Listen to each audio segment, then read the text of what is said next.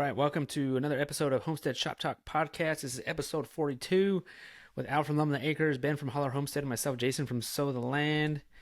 And today's podcast, it's another one of those, we're just going to be just talking shop, and that's what this podcast is all about.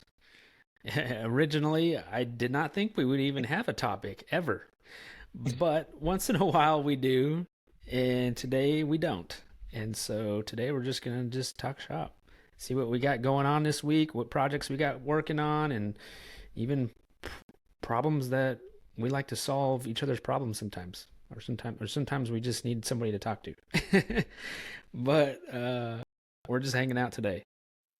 So I know we survived the eclipse, right? Yeah, there's a topic for you. How about you, Al? You survived? We did. I thought it was going to be a hype and like way over talk because we were in the path of totality. And I will say, if you ever have a chance to go like a full totality path, you got to go for it. It was a big difference. Was it completely dark? It got completely dark. We had about a minute of it. There's other places that had more. We had it for about a minute. It got dark, but it got dark. You could take your glasses off and look and see the ring. The wind changed. It probably dropped. It was t-shirt weather before, and the girls had to put winter coats on. Wow. Yeah, and we had friends over, and they had one of the kids was 5, and I think the other one's like 10, and they're just like, "It's cold. It's cold, Mom. I'm cold." That was like the weird part. Like, and then like I went inside for a second to get a camera, and when I came out, it was almost over. And then when I got over, you kind of felt like you just woke up and it was like midnight. You felt a little disoriented, and everybody was kind of saying that afterwards. My friend's like, "Yeah, I feel off." He's like, "Not like drunk, but I'm like, yeah, I feel like if it's like midnight and you're like abruptly woken up, you just kind of feel that way." And then he had a ring on his finger that checks his heartbeat. His heartbeat actually dropped when the eclipse started and didn't start rising back up. So I don't know if that's a thing, but he checked That's his. weird. So like, that was kind of interesting. But yeah, it got completely dark. The weather changed. The chickens ran to the chicken coop. The cows went to the barn, but it wasn't open. But they stood by the door, mooed. Wow. It was funny. Yeah. And That's you could crazy. see with what we thought were stars. We found out later on was planets. You could see Venus, Mars. I'm trying to think what was the other one. I got a picture of Jupiter. it. Let's see. Jupiter, and there was one other one. That's so funny. I don't think what was it here, Ben? Was it 80%? Yeah, it was like 80%. It did get kind of dark. Like it just looked like maybe like a big cloud was over the sun kind of darkness. But it did, like the wind started blowing, it cooled down. Like it was crazy. When I was in high school, we had one. I don't know what it was. It wasn't a complete one. And then back in 2017, we had one here. And I remember watching it in the driveway with Olivia. But that was probably like an 80 or 70% one. But if you're anywhere near like a path of full totality and you can get there, I'd recommend going. I wish I would have known how cool it would have been. Like, and I would have been like more prepared for it because I was just kind of like, the media's hyping this up. Like, this is going to be you know what I mean? What's this going to be kind of thing. Yeah. Did you film it at all? So we got the glasses for us to see, and then we got just the cheapo lens for the cameras. They wouldn't work. Oh. So we got a little bit, but we didn't get like anything crazy. So that's why I'm like, if I would have known more, I probably would have maybe geeked out a little bit more and bought the right lens or something. But Yeah. so, but That's too bad. even like after experiencing it and seeing photos of it, it's like, oh, photos are cool, but photos don't do it justice in real life, if that makes sense. Oh yeah, absolutely. All of the little towns around here were mobbed. Like, we don't get much traffic up here. Well, I guess it was most of the interstates were bumper to bumper till like 11 o'clock at night. People heading back to like Boston and stuff like that. Really? Yeah, I saw a thing that people with their electric cars, they'd pull up to an electric charging station and there'd be like a line 12 cars deep because there's not many up here. So I don't know what time they got home. Oh man. Very funny. But Did you rent out? You didn't rent out parking space at your place? Nope. We hit up in the woods. Electric chargers here at Right. my place. Sorry, solar's not working. We have the eclipse going on. So I guess the next eclipse is in 20 years. Yeah, And it's gonna be going 2045 or over. something. Yeah, it's gonna be going over Disney World. So I've just been seeing like memes, and it's like the most expensive Disney World tickets ever. It's like, oh, can you imagine how packed that place is gonna be Oh now? gosh, that'd be a zoo more so than normal. Yeah, ticket prices probably go up that week. Yeah. So you guys, you said you felt the temperature change, Ben? Yeah, it was kind of cool. The last one, like I remember one as a kid, and it was just like, I mean, I would say maybe 20% at the most when I was a kid, and then the one in Yep. 2017, barely anything at like 10-15% at the most. Because we Where made were you in? Where, we were in California for both of those. for both of them? So the one in 2017, that happened, that was right before we left California. We left in March of 2018, so it was that summer prior. And we did the light box where you get a cardboard box and, you put a piece of paper on one side and then poke a hole in the back, and then you hold it up and look through it and you can see, the eclipse on the far side of the box. We did that, and it was just a sliver covering the sun, and it was just like, yeah, who cares? This is lame. But man, the eclipse this time, 80%, like that was crazy. Like I actually kind of wish we were in the path, because like that was kind of cool. Like all of a sudden it got darker. It kind of cooled down. Like me and Jason were at a friend's house watching it, kind of having a barbecue, and it was kind of cool. Like all of a sudden it's getting cold and windy, like definite weather change. It was just really, really interesting. So could you guys see any of the planets? Like, so it was Jupiter, Venus, Saturn, and Mars. Could you see any of those? No, it never got dark enough. The sky was still pretty light. Yeah. Could you see the devil I'd say comet? No. Olivia said that I wasn't paying attention, but she said there was like the night, like usually like when the sky gets red at night, it's like in front of our house. She said, well, the sky got red, but it was behind our house. So it was complete opposite when the eclipse was going on. I'm like, wow, that's pretty wild. What time was it for you? Because for us, it was like 3 in the afternoon. We were, I think it was like 3:28 or 3:30. I think it was 3:28. Oh, really? Okay. Right after I think us. Texas was at 1:30, I think, or around 1:30. And over in UK, the only reason why I know this is I was talking with people in the comments on Tuesday morning. It didn't get to UK until 7:30 at night, so they couldn't see it. Oh, It was like bummer. Oh, that's what I was gonna say. If you guys bought or have any eclipse glasses, you can go on and find different places, but there's places you can send in your eclipse glasses, because there's going to be an eclipse in Latin America this year, and they're giving them away to kids down in Latin America. So I'm like, really? that's kind of cool. We'll send our eclipse glasses in instead of just throwing them away. And then, oh wow. But- I thought you said you were to put them on eBay, but no. I used a welding hood, and honestly, the welding hood, I had a way clearer image than the glasses.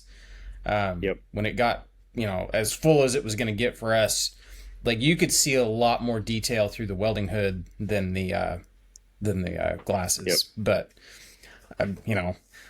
walk over to the truck and grab the welding hood versus our friend Brian had a whole bunch of glasses that, just pick them up off the table and look real quick.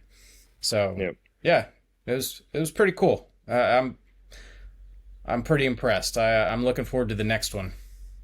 We're all gonna be old men, right? I'm kind of geeking out about it. Before I was kind of like, what is this thing? I'm like, no, that was pretty cool. The cool part was during total totality, you had to take your glasses off to see it. Yeah. So during full totality, you had to take your glasses off. Then as soon as it started like going the other way, it's like, no, no, no, put your glasses on. Because you could like feel it burning your retina when you're staring up there. It's like, nope, quick. Everybody put your Eclipse glasses back on. So what is everyone working on this week? So, oh gosh, try to remember how this week went. Uh, Really, it's a lot. I feel like I'm saying the same thing that I said last podcast. Working on getting some extra garden space set up. Um, I've made a slight relationship with some tree service guys, and so they bring me wood chips and like logs, big logs, stuff that they don't want to take the time to sit and chip. I told them, I was like, hey, if you have logs, bring those too. I've got this area kind of down by the road that is kind of separate from the rest of our property that they can come and go as they please, and I told them, bring it until you can't get a truck in here and turn around anymore, and they're obliging. So I've got piles of logs now as well as piles of wood chips, and I've been taking these logs and I'm basically making like terraces on some of the steeper hills where my garden is, and I'm planting a couple great big logs for posts, rolling a log down the hill up against those, and then basically that's like like a foot tall retaining wall on the hill. So I'm getting on each stretch of hill in front of where I've already got beds, I'm able to get 10-12 foot beds by 4 feet deep, something like that. So I'm really taking space that it's a nightmare to try to mow every week. And I'm basically turning it into more garden space, which I'm pretty stoked for. I'm stoked not to have to mow it anymore. And we get to grow more food in it. That's cool. Yeah, it's pretty cool. It's great use for the logs, great use for this, otherwise unusable hill, because I don't know if you've ever tried to grow on a hill. The second you break ground, the first rain you get, all of that dirt just washes down the hill and leaves. So you either have to have grass on it or terrace it or something just to keep the dirt from leaving. So that's kind of where I'm at with the gardening on hills. I think what's funny is this is actually something I've always kind of wanted to do. When I was 16, 17, I worked for a landscaping company, and we did landscape installations and stuff like that. Backyards, front yards, all that jazz, putting in sprinklers and grass and flower beds and stuff like that. Well, there was this one side of town that was kind of up in the foothills. This is in California, and it was hills. It was honestly about like it is here where I live. It was always a nightmare to do those jobs because it would be a lot of hardscaping. We'd have to put in retaining walls and stuff like that. And I remember every time we did one of those backyards and, we'd put in all the terraces and retaining walls and all that, I remember thinking every single time, I would love to be able to do this for myself one day.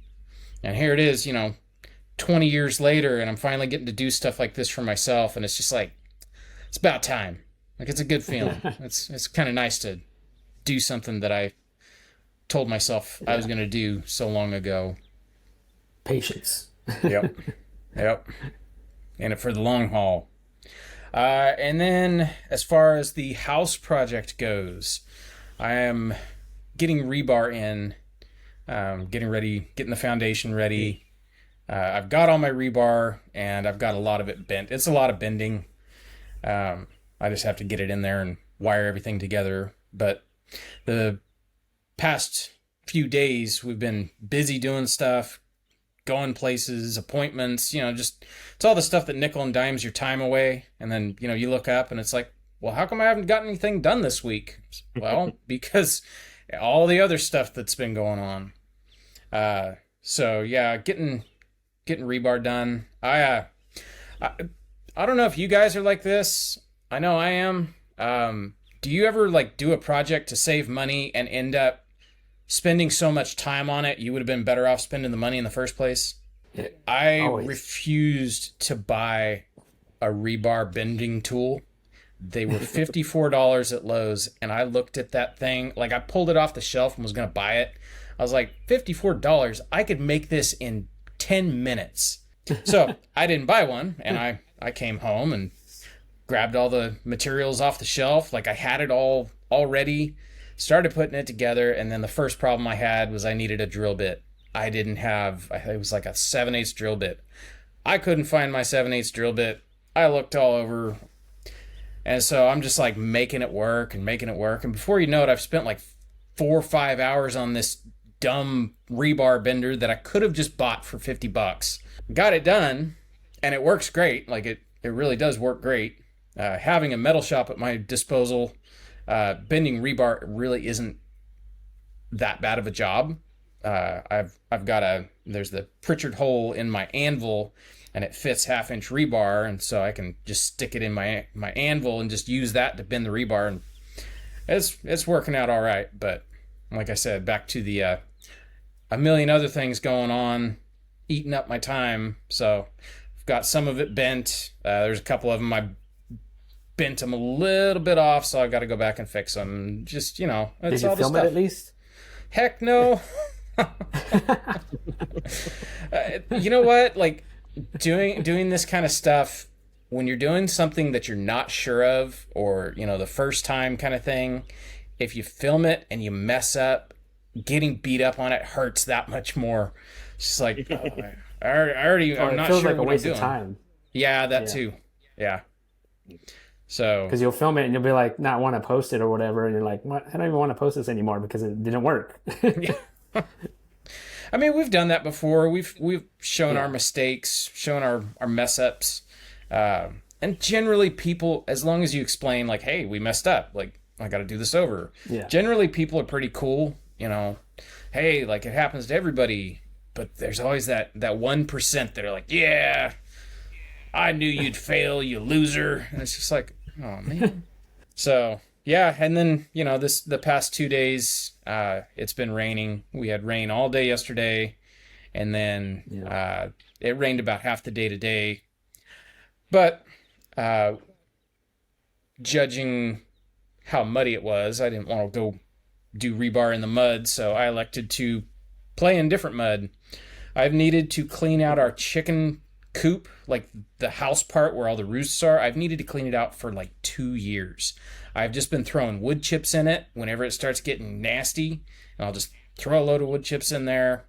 Well, today was the day. I got in there, I pulled out the roosts, got in there, and I started hauling all that stuff out of there. Well, it actually was kind of cool because all of the wood chips under the roost with all the poop, the chicken poop completely broke down all the wood chips. And so once I peeled off the crust that was on the top of everything, and then under that, it was just like velvety garden soil, like beautiful looking garden soil. Just the wood chips were unrecognizable. It just looked like potting soil without the perlite, honestly, is what it looked like.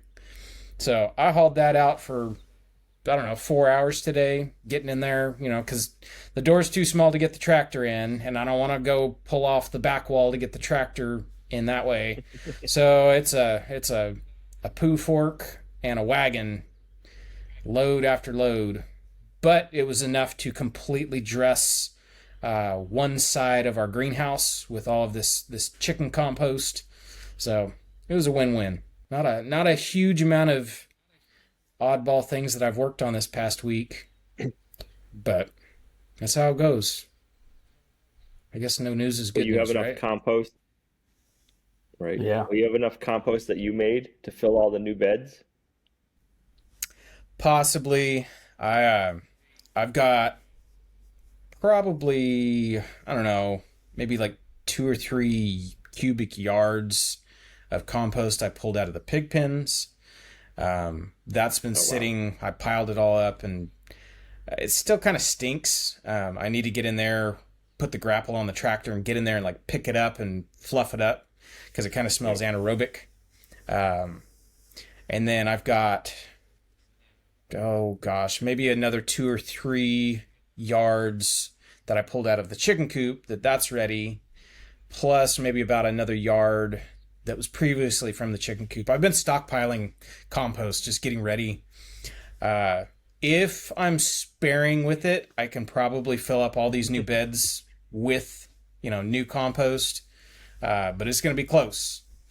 One of the nice things about, doing what we're doing, we're kind of trying to transition into a more no-till system. We did the initial work with our garden, and I did the double dig method because our ground was so hard. It's just heavy, hard clay, a lot of rocks. And so I did the double dig, pulled out a lot of the rocks, and added a whole bunch of organic matter, a bunch of compost. Well, we don't really need the compost now as bad in our, already established beds. So, this year I'm realizing like all I have to do is get in there and pull some weeds, throw in some amendments, and we're ready to go. Like, we're off to the races. So that's kind of lessened our compost requirements that we've had up to this point. But this is our fifth year here. Fifth year. Okay, I was about to ask that. Every single year we have bought in compost. I would say the first year we were here, we bought 10 yards. The second year, I think we bought 10 or 20. And then I think it was 22. We bought 20 yards. And I believe last year was the first year that we swore off buying compost, mainly just because, the place we were getting compost, the last time we bought 20 yards, that's a bunch of compost. And I didn't have a tractor, so we moved it all by hand, by wagon. Used a lawnmower and a wagon to drag that stuff across the property. Well, we started getting into it. We've already put a whole bunch on the garden, and we're finding masks and gloves and just trash like that in it. And it was like, I don't know if I want this on the garden. This is disgusting. So after pulling out a bunch of trash, it was like, we won't be buying compost unless we, find a real good source for it. But as it turns out, kind of moving towards the no-till stuff where you just put down mulch, mulch everything. Make mulch lasagna if you can. Use a lot of cardboard, a lot of, I've been using hay. People freak out about using hay because it's got so many seeds in it. But as long as you keep the ground covered, you don't have to worry about that stuff sprouting. So it's worked out great for us. I can get unsprayed hay. So what if it's got seeds? The natural seed bank in the soil, I heard a number the other day. It's got 300 years of seeds at any given time. It doesn't matter if you're putting hay on your ground, there are seeds in that ground. All you have to do is kick over a dirt clod and seeds will find daylight. So it's just the way it goes. What about you, Jason? How many yards of compost do you think you're going to need before you can supply your own? I hope no more than 35. That's what we got this year, and I hope no more than that. I remember our last property, so I feel like 5 years is right around 5 years is when your garden will do awesome. When you have to you will really limit your compost, because our last property, we brought in at least 4 yards of compost every single year for 5 years. And when we left that property, man, that garden was booming. I wish we could have. I actually didn't even think about it, but I wish I would have just scooped up some of that soil and brought it with me. You might have bought the house, but I'm not selling my dirt. I know, dirt doesn't come with the house. Yeah, I know. I wish I would have brought that, but yeah, we're gonna have to bring in something. I hope it's not 35 yards, but at least, yeah, I feel something. Unless we could think of some other ways, but yeah. You need a milk cow. You can make your own. Yeah. Actually, right. Something else big that happened this week, I completely spaced it. This weekend I went and picked up some pigs. Ooh. Nice. We I don't know why that completely slipped my mind. They're so used to it now. Yeah, it was just like, oh yeah, no big deal. So we It is. It's just a footnote. So because I think I've talked about it before, we kind of messed up and sold an entire, like both litters at one time of the guinea hogs last year. And basically it kind of messed up our staggering for, breeding guinea hogs and then raising them 2 years and then, eating them. And so because we kind of, we lost that litter, we sold that litter, I figured we're going to have another litter. It'll be fine. Well, we ended up not having another litter till almost fall. These pigs the current batch we have are 8 months old. They will not be ready this winter, but they'll be ready next winter. And then the batch that's about to be born in the next probably month, that'll be, 2 years from now. So after this litter that's getting ready to be born, we'll be in the swing of it to where every 2 years we'll have pigs ready. But because I wasn't thinking, I sold this, both litters last year, it just kind of messed everything up. Well, so we needed feeder pigs this year because we're not going to have guinea hogs ready. So I, through a friend, I have an acquaintance. It's funny the way it worked out.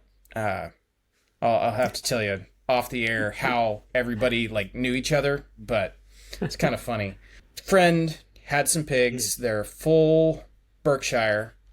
Nice. Four male pigs. They're not castrated, so technically they're not barrows yet. Went over there, checked them out. Really good looking pigs. Brought them home. I actually got them to let me touch them of their own free will yesterday. Super skittish. They are just over 8 weeks old. But yeah, good looking pigs. Really, really good looking pigs. How many were there? 4? Yeah, we got 4 of them. That'll be this year's classes. Nice. I'm looking forward to it. So you're doing 4 classes? Yeah, we'll do 4 classes. Yeah. Very much looking forward to it. It's going to be cool. I had a lot of fun doing those classes this past winter, so I'm looking forward to doing it again. And, honestly, it's a way we can kind of recoup some of the money for the feed and, the initial price of them and stuff like that. It's kind of cool. Like stacking out the numbers, I don't know if you guys do the same thing we do, but adding up how much you spend in feed all year long, that's your price per pound for your meat. And with the price of feed going exponentially up, it's like, man, we're going to have the most expensive pork in the world here pretty quick. But doing the classes, that very much offsets the cost of all that feed. Fanciest restaurant in town is what I say. We call it Ma's Diner in here. Yeah, so we sold out of our 2 chicken butchering classes this week. Nice. So which is cool. It took about almost 2 weeks to sell out, which is 20 people. There's 10 people each, so it wasn't like huge giant classes, but it's just enough, I feel, where people can still get their hands dirty if they want, which they usually want to. So, yep. If you're traveling to a class like that, I would want to get my hands dirty. Oh yeah, I mean, once in a while there might be 1 or 2 people that don't want to, but they're just kind of there, which is fine. But for the most part, people do. How many chickens do you do per class? We do about 20 to 30. I figure it's going to be about 2 or 3 chickens per person that they butcher. That's good. So it's not like, we're not doing 100 at a time. We did a lot of it. Yeah, when we first started doing these workshops, we would do a lot of chickens. Like we would do maybe 40 for 5 people. If that's your first time, that's a long day. Usually by the 3rd chicken, you just see this glossy look on their eyes, and then they start asking me questions like, how much longer are we going to be? I'm like, until they're all done. So, we break it up now, and I think it's a lot better. It's less stress. It's, it's just more easygoing day. It ends up being a fun day, like just talking to people, and people are so cool and nice. So we'll do another round, another workshop in June. Will you do any in the fall, or you just do this and then the June one? No, we got to do it in the dead heat of summer. I mean, you don't have to. I know. That seems to when we do it. I don't know. I kind of like just doing everything all like spring, summer, just go all out, just do everything, and then like towards the winter, it's kind of slowing down, and maybe we just do pigs because we're doing 4 pigs this winter, at least. So you gonna do pig classes? I don't know. I might. Last time we did them with Billy, and I don't know. I'm thinking about it. Just kind of see where we're at with that. It'd be interesting to do the Kuni because I just want to open one up and see what they look like. Sounds weird, but it does sound weird. There's some conversations that we have, and it's like, I really hope like we don't have like a like a FBI agent listening to our conversation through the phone or something like that, because man, I feel like I have to specify we're talking about pigs, processing pigs. Yeah, I know. So we had another dog come in our property again. I counted, from what I can remember, I think in the last 8 years that we've been in North Carolina, I think I counted about 10 dogs to come in our property, the last property and this property, just, roaming around. Luckily, no dog has ever ate an animal or killed an animal. But, they get tangled in netting, they've ruined some netting, and, I've talked to neighbors before, and I feel like, I don't know, I haven't good luck with neighbors. I mean, I had good luck with neighbors with dogs, but certain neighbors that I know that their dogs have been on our property, they just don't care. Like, they're just like it doesn't care. Like, they're just like, well, not even like a sorry, not even like, man, if I had a dog that went and destroyed some property, like a netting, I was like, this one guy was like, okay, this netting was like $200. Like, this dog just like ate through it. I had to cut him out of this netting.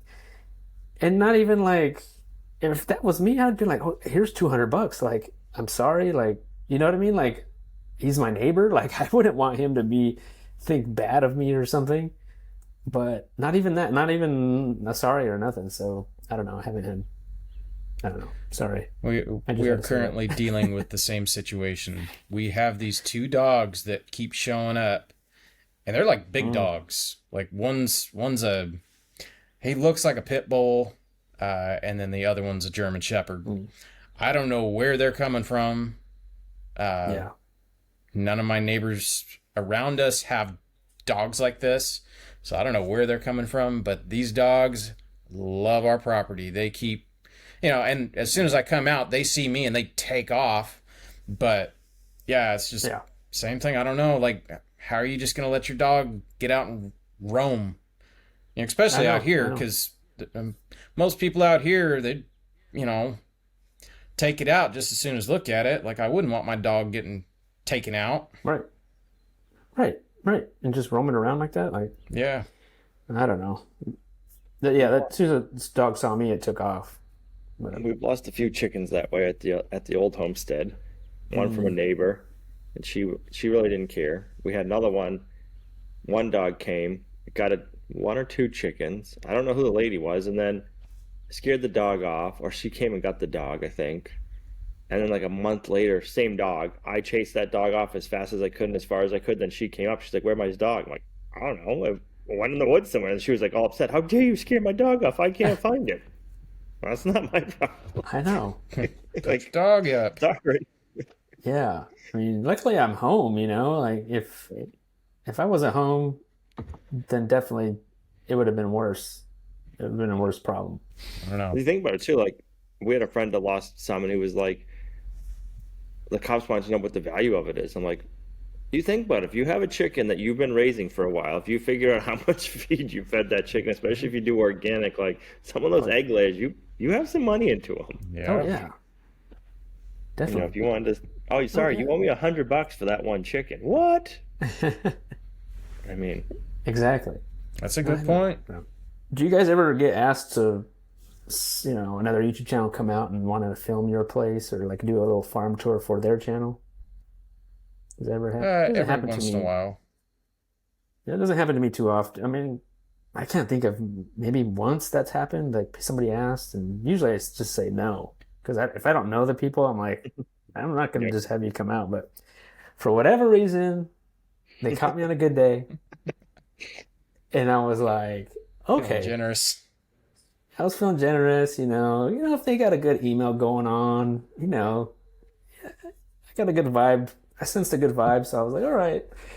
So it was a family that I guess they're just kind of traveling, and their YouTube channel is just going and touring other farms, and I mean they went down to White Oak Pastures and talked to them, and so they're trying to they're doing some stuff. So I was like, sure, yeah, come down. So they came down this week, and the wife, she's the one that films, and then the husband edits. So she came down and we just did like a little farm tour of our place. Nothing fancy, just kind of walking around and talking. So there are, what's her name? Breaking New Roots is the channel. Breaking New Roots. All right. I'll have to check them out. Don't be surprised if they contact you for some reason. when's the video going to be out? I think she told us not till like next month sometime. Okay. So I was like, wow, you guys are backed up that much? She's like, yeah, we got like 30 videos so far. I'm like, we got to post. I'm like, oh, wow. So this week I did one of the hardest things for me. They say it's good to do hard things, right? Some people, running a marathon's, that's a hard thing, right? Or doing a cold plunge, but for me, it's writing. I've got asked to write an article for a magazine. It's another one of those things. They caught me on a good day, and I said, okay. For whatever reason, I said, okay, yes, I'll do it. And that's what I did this week. And I kind of waited last minute because I was like putting it off. And I was like, man, I'm not I'll do a video all day. I could do a video, how-to video, whatever, but sitting down and writing an article like a page and a half, 2 pages, that's a challenge for me. So I felt like the hardest thing for me is like, don't have any distractions, don't do anything else, just like lock myself in the room and then just start typing it. And eventually, I guess that's the hard part, is just starting. But I think I got it because it's due this week. So I don't know. We'll see. I think it turned out all right. But what you writing about? What's that? Is there a specific topic you had to write on, or? Yeah, well, it's for the Homestead Living magazine. Yep. They wanted me to write on, like different kinds of materials to use on the homestead, like what materials to use and what materials to save. That's a good one. Kind of like we kind of did a podcast of like our junk piles. Yep. Yeah. It's kind of like that, which was a good topic. They came up with that and asked me if I would do something like that. So yeah, it was hard, but I got to do those things, Yeah. You gotta stretch yourself. Yep. Who knows, maybe Exercise I that am a muscle. writer. Right. I know. What else? So speaking of, so Ben, you mentioned earlier that, do you make something and it costs you more money than what you actually could buy it for? Well, this week I had to make something that helped me unwind my high tensile wire. They have this thing called a spinning jenny. You heard of that? Yeah. Yeah. Not to be confused with a lazy Susan. So I've been I knew eventually I was going to have to, because I need to add 2 wires to my fence, and I knew I was going to eventually have to either buy one or make one of those. And I kept putting it off, and finally the day came. Was like, man, I could probably start stretching some of this new wire that I need to add, because I have a giant roll that somebody had gave me, and this thing's heavy. And I knew it was tied together. And I knew as soon as I untied it, it's gonna spring like a slinky, and I'm gonna it's gonna get all tangled, and I'm gonna get frustrated, and I'm like, I'm not gonna even bother doing that. So, I didn't feel like going to the store, and I thought, well, how hard can it be to make one? And so, I had a bunch of scrap stuff, and I made one, and it took me all day to make. Actually, it took me a day and a half to make. And it actually turned out well. Like, I am surprised that it actually worked. I made it all of 2x4s with a pipe in the middle, and I even made a stand so it could sit in the back of my truck, my mini truck, and it spins. Plus, I did film it, which I'm happy I did now. Because at first I was like, I don't know if I should film it, and it was kind of one of my easygoing days, where usually easygoing days are like, I'm not sure if I want to film, and I usually don't film because I just don't want to. And I'm just going to go in the barn and organize. And I had ended up, okay, I'm just going to start putting stuff together, see how this thing, I can put it together and works. And yeah, it took me a day and a half, but it worked. And I was super happy about it. But it was one of those things, like, Tractor Supply has a spinning Jenny for $50. Like, I could have went and bought one for $50. I mean, I've seen them from $50 to like $400, depending on how fancy you want to get. But I guess I got a video out of it. I guess you could look at it that way. Yeah. Plus, it made you, it made me think about how to build something, which it goes with the writing thing. Like, you got to keep practicing those things. Yep. Exercise those muscles. Just give you different ideas and help you just exercise it, grow, and keep sharp at our old age. Our old age, jeez. But yeah, I was so pumped about it that it worked. So yeah, I did film it. I haven't put I think the video will probably be out by the time this podcast is out. So I did I got interviewed for, you guys heard of Bloomberg News? Yeah. Yep. A lady contacted me. She was doing an article on mini trucks.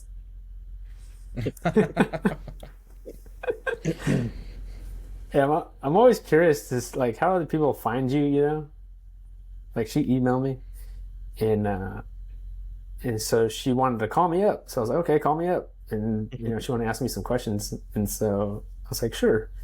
So, she just did a search on YouTube, mini trucks. And then one of my videos popped up, and she was like, oh, I'm going to contact this guy. So she seemed nice, but I guess it's going to be an article coming out. I don't know when, but just asking me about it and why I bought one and do I like it and stuff like that.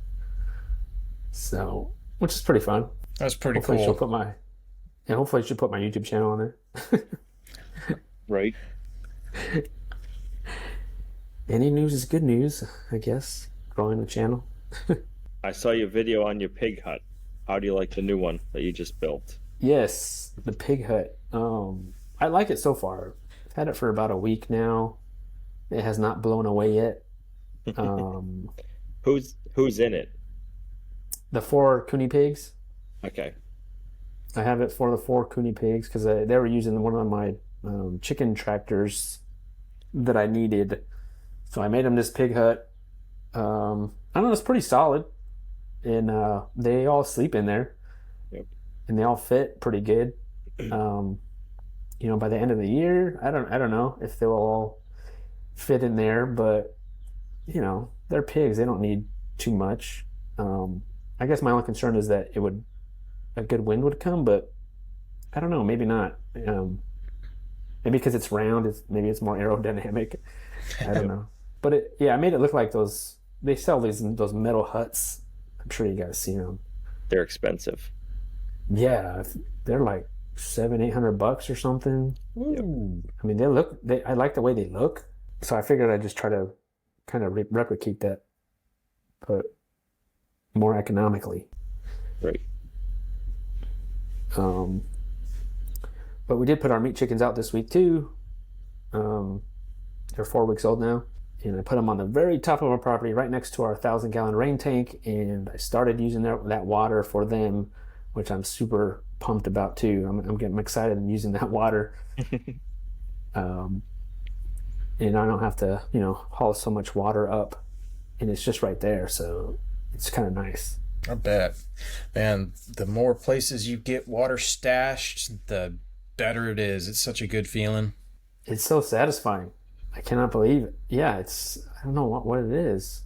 I think when you first start, you're hauling buckets, right? You're hauling hoses, and you're just like, that gets old super quick. And so when you have something like that, you just understand the struggle, and it's like, it's just like a huge weight off your shoulders when you can have something conveniently to give you water, Yeah. I was excited when I got to use the hose for the first time again this year. It wasn't frozen? No, we had the frost-free hydrants out in the field, but sometimes you want to go a little bit further to fill up the bigger tanks, and you got to wait till the sun comes out, and they don't defrost until later. I think it was like a month ago. I was like, yes. Oh man. But even then it's like, oh, you got to wait till the afternoon, and only on some days. But now we're able to use it all the time. For me, it's when I don't have to worry about forgetting to unplug hoses. Like, that is such a hassle. Yeah. You use a hose and better make sure it's drained. Otherwise, you're not using it tomorrow if it freezes. Or at least not till the afternoon. Yeah, I've Cracks broken on you, hoses it's too. like, I go through so many of those nozzle sprayers. Do you guys go through a lot of those? I did when I was forgetting to drain them. Like, I put quick connects on every single hose on the property, just so, because if it's stuck on there, you're not going to take it off. And what happens is water will stay in there, and then it freezes and then bursts, and you're out of another sprayer. So I got tired of that because I went through quite a few sprayers. I put quick connects on everything, and you better believe when I'm done, I disconnect that thing, drain it. I'll put it up on I have a basket above our outdoor sink. That's where all the sprayers go. And then, once the quick connects off the hose, it's just running. So then I'll go unplug it up at the top, and it'll just drain downhill. So I usually don't have to worry about it. I feel like I'm buying like 4 sprayers every year. Wow. I'm to the point now where I just buy the really cheap ones. That's another company we need to start. Spray nozzles. Sponsorships. Spray nozzles. Homestead spray nozzles. Man, since we've been here, I usually have to buy 1 or 2 watering wands a year because of exactly that.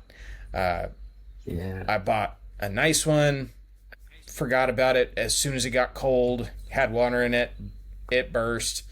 Well, this last year, because now I've got everything on Quick Connects, this last year, there's a watering wand that I got at the Farm Where You Live festival last year. And it's like, I don't know, it's like 4 feet long. It's really long, and I really, really like it. And it's got, you can either have a shower head or a mister head on it. I took very good care of it this year, and I still have it. Like, it didn't burst this winter. And so I've been like super ecstatic now that I don't have to worry about stuff freezing, and I can, we got seedlings going, we got garden stuff going on, and I busted out the wand. I'm like, all right, it survived a winter. I don't even know where to buy this. There was a vendor at the festival selling them, and I was like, that's exactly what I need. And I don't think it has a brand its own on case. It. Just about. It has its own like wood case that you just open up, and like a light shines up, and you're like, oh. It's not quite that nice, but I mean that's about how I feel. Like every time I'm done, I disconnect it, I drain it, and I put it up high so nobody messes with it. Yeah, nobody touch it, nobody look at it. Why are we like possessive over such fickle little things? Like, no, this is my watering wand. I don't want it broken. I'm gonna take care of it. I mean, I think I only paid $20 for it, but still. Because you're tired of all of them breaking. $20 is a lot for a wand. Yeah, you gotta save it. So what's up, Al? Besides the eclipse, We had what more you got? snow. Nice. Yeah, thought we were done with it. I think we got 6 or 8 inches out of the storm. Oh wow. That was the night we did the last podcast. Yeah, we woke up during the day, didn't do much. We woke up the next day, it was like 6 inches of snow. Did it It's melt all pretty gone. fast? Oh, it's all And gone. it yeah, it melted like I think within like 3 or 4 days it was gone. And then it's been in the 60s, t-shirt weather, so a few snowbanks here or there, but not anything major. You think you'll get more snow still? I hope not. I think Al's We're done on with our the third snow. mud season. We are. We were done with the last storm. But it's like, man, we've had 3 mud seasons this year. Like, come on. We just, like, every time it starts to dry out and the mud goes away, it's like, oh, here's another snowstorm. It's starting to dry up now. We're getting rain today. And then I think for the next 2 days. So it'll get muddy again, I guess. We're starting to see some green grass. So I know you guys are probably mowing your grass. Our grass is just starting to green up. Yeah. I didn't want to say it, but yeah. Mowed a couple times now. Have you really? Yeah. I think we just mowed Right it the on. second time now. I still need a haircut. I'll probably be getting those comments again in the videos, Oh, but that's right. What about your beard? my beard needs the trimming too. We've been so busy. I don't make time for that kind of stuff. It's not a priority, right? Right? I've been trying to get Lorraine to cut my hair, but she don't want to. She don't want to. We started painting the workshop. That was not that fun, but That's inside or I outside? hate painting. inside. Hmm. Yep. We put OSB up, and I'm like, okay, before I organize the shop, I need to paint it. But we've been building on the barn, so it's been the workshop. Everything's just getting thrown on like in the center on the floor. So it's like, okay, we need to take time, prime, and paint. But I went and I got a Harbor Freight paint sprayer, used it, first plugged it in. Next thing I know, it's like poof, and like paint all over my face. I was like, Oh, come on. And then I used it one day doing primer, started it up the second day. It quit like an hour in using it for the second time. So I'm like, all right, I guess this is going back and I'm getting another one. Yeah. They were cool about it. They took it back. It took me Always long. bites you in the butt. Always bites you in the Yep. butt. It does. But it took it back. The longest part was just driving there. They were just like, yep, here you go. Here's a new one. If you return it and don't exchange it, we got to charge you a restocking fee. So I don't know if they were thinking if I was just buying it to use it and return it, because I'm like, nope, I'm in the middle of my painting project. I got to go back and finish it up. Yeah. So what are you painting in there? Like what So kind of walls? So OSB on the walls, and then OSB only goes 8 feet up, and then the walls are 12 feet high. Yeah, 12 feet high, and they're spray foamed. So I've been painting the spray foam above that. Hmm. And then on the gable end wall, one of them, I painted the spray foam. And I'm like, man, if I had a man lift, I'd do the ceiling, but I'm not doing it with a ladder. Did you finish? I did. Yeah. It was pretty quick with a sprayer, but it was still miserable. Yeah. Yeah. Think about 10 gallons. I got 10 gallons of primer and 10 gallons of paint. I probably used like 8 or 9 gallons of each. that's cutting it close. That's perfect. Yeah.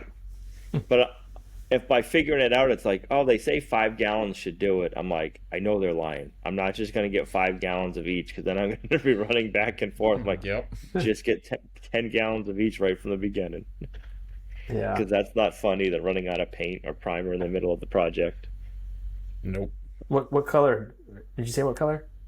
I went with, they call it Detroit Lion gray or silver.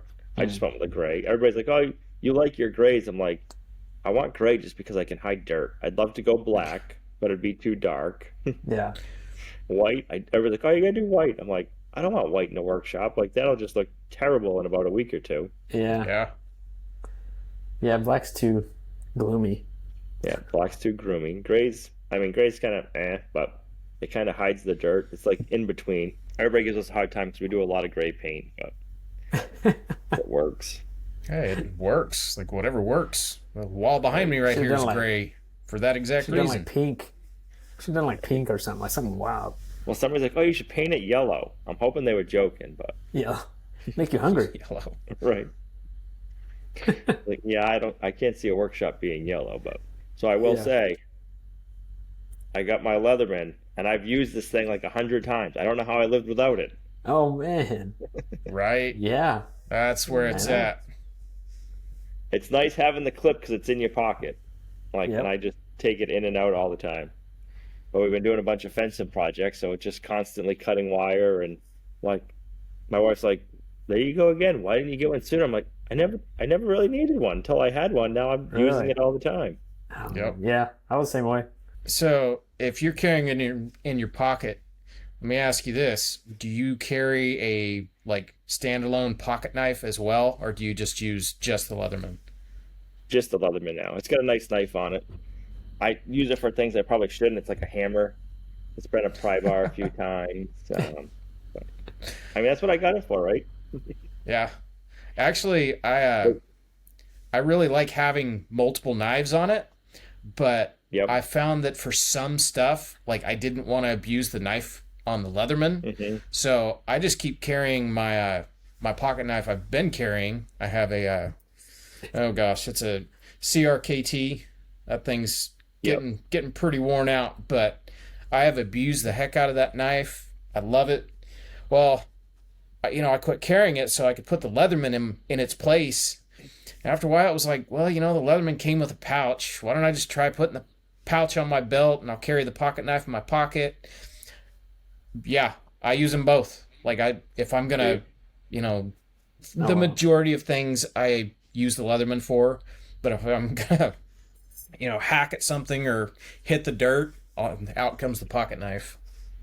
I try to carry my Leatherman in a leather pouch, and I just can't get used to it. Yeah. I feel like it just gets in my way. That's why I just put it in my pocket.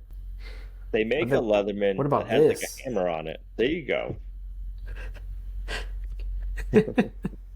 Man, I used to have something like that.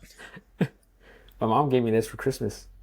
What's that called? It has a knife too. A rammer? I have no idea. Or a hinch? This is what I carry now, guys. You need some Carhartts with like a hammer loop, and you can stick that right in your hammer loop. It's not gonna fit in my pouch. Like, I know my pants are sagging. This is so heavy. It's got everything you need. Yeah. It's pliers. That's It's kinda a fun. hammer. Yeah. You have to stick it in the mini truck glove box. Yes. There you I probably go. should. I have it in my desk. Yeah. It's my weapon, but By whipping. Don't break into the house. He's got a rammer. a rammer. All right, so I want to make a hydro seeding machine that I can do hydro seeding, but also kind of like do it with compost tea involved. So I got to figure this out. Thinking. I don't know what gonna kind of make pump one? you would need, but it has to be able to pump slurry. Yeah, I think I have to get like a Harbor Freight. What do they call those? A trash pump. Yeah, trash pump. I'm thinking like an IBC tote, trash pump, and then I got to find a way to mix it. I'm thinking like cow manure, seeds. I'm trying to figure out what else to mix it in. So when I was in high school, I worked for a landscape company. We did hydro seeding, and we had like a big 1,000-gallon plus tank, and we would mix in. They would buy the stuff, and it was like a brick of shredded newspaper. I don't remember if that had the green fertilizer mixed in, or if the green fertilizer was a separate bag, then you mixed in the grass seed. But the newspaper is like what the grass seed would grow roots in. So I'm trying to figure out what you could use for a medium. To kind of I think you might So be it's like a onto big batch something. of stuff. Yeah, it is. It's a big batch of. It's like paper mache with Yes. fertilizer and grass seed, and you can blow it onto a rock. And 2 or 3 days later, it'll be growing grass, and that rock will grow grass the rest of its life. Yep. Wow, Sure. really? Yeah. Wow. Thinking about it, if you could do cow pies, I mean, Right. I got to do hydro seeding too, and it was just like a bale, like it was like a compressed bale. You open it up, It was green, like that pale hydro seed green color. You dump that into the tank. It chops it up. It's and then it's just this big mushy slurry. And looking at it, it was like little fibers of wood fibers or something like that, and it had the seed mixed with it. But why couldn't you, if you could get cow pies to get completely broken up into a slurry and then add your seed, man, that's genius. I think that would work if you could get a pump that would pump it. I think a trash pump would work. And then I was thinking, because we're taking raw land and trying to turn it into pasture. So I'm like, if there's a way to also mix in, is it like compost tea, so you can take your fields from being fungi to bacterial, to like to be able to spray that either at the same time or even just later on. It's like, man, that would like step up your pastures and your fields and everything you're trying to convert. So just trying to think that through. Yeah, that sounds really cool. I would love to see what you come up with. I think we all could use that. Right. We got pretty hilly land, so it seems like anytime I put grass seed down, it rains, it washes it away. With hydro seeding, it sticks. So even if it does rain, it's a lot of it's going to stay. So I'm like, we need to try something like that. So that pump just sprays it out? Out of a hose? Yeah, so the ones we had, you either had a hose end on it, or basically you stood on, there was like 1,000 or maybe more gallons steel tank. You would mix it from the top. You would stand on the top, and it had like a fire hydrant gun mounted to it. Yeah. Cannon, right? And you would blast it, and if you needed to, you could hook up like a fire hydrant hose to it, and then you would take that off, and you'd go walking around and spray it. There's a road I drive on every time I go to Lowe's, and it's kind of like a back road, and right as I make a turn, there's somebody's yard, like a storage yard for their business, and they've got all sorts of random implements for tractors, and an old hydro seeder exactly like the one I used to use back when I was 16, 17, working for that landscape company. It's this ugly puke green color and rust, and it's got the water cannon on top. It's got the motor, like it looks exactly like that. It was like a trailer tank. And every time I drive by, I look at that thing. It's like, man, that was fun. Like when you're hydro seeding a great big hillside and you get to ride on this trailer and blast this hillside and paint it green. That was fun. It was crazy how fast the grass would grow, and it would grow. And it didn't matter. It would grow. Like the medium that you were spraying was what the roots were going to get established in and just grow forever. It was crazy. Yeah. That's crazy. So today we had a coffee release, so we packed a bunch of coffee. We're busy with that today. So as of right now, we have 14 bags left. By the time the podcast goes out, there might be a few bags left. So if anybody's listening and wants some coffee, there might be some left.